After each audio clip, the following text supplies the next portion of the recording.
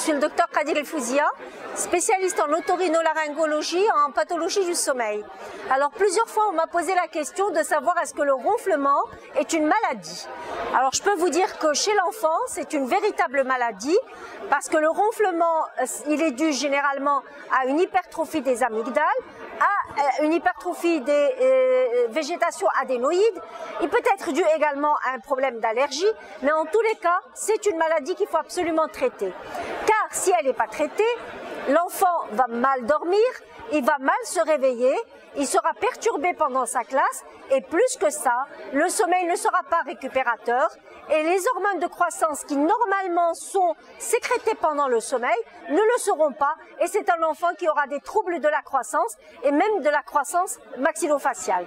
Donc un enfant qui ronfle est un enfant malade qu'il faut absolument adresser à l'otorhinolaryngologiste pour l'opérer de ses amygdales et de ses végétations également et libérer les voies aériennes et lui permettre de mieux respirer.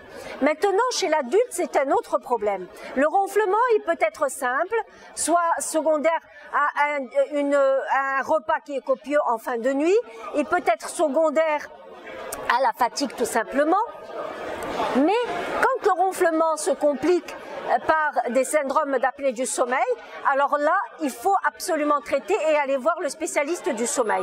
Alors comment ça se manifeste?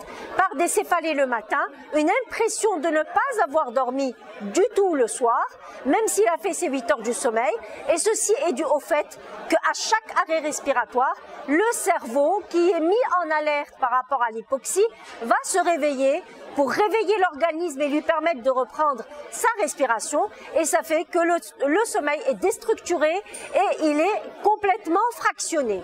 La personne se plaint de somnolence pendant la journée, elle est irritable, elle a des troubles de la concentration et elle peut avoir un degré d'accidentologie qui est très élevé, ce qui est absolument dangereux, aussi bien pour la route que pour ceux qui travaillent sur des grosses machines. Il faut absolument, dans des cas pareils, traiter le patient et il existe plusieurs types de traitements.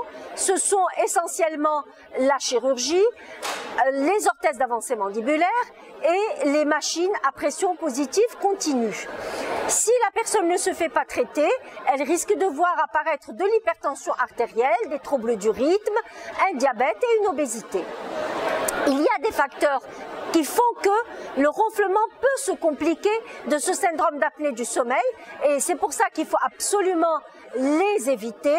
C'est la prise de poids, c'est le tabagisme, c'est le fait de consommer de l'alcool et de consommer des médicaments qui sont psychotropes.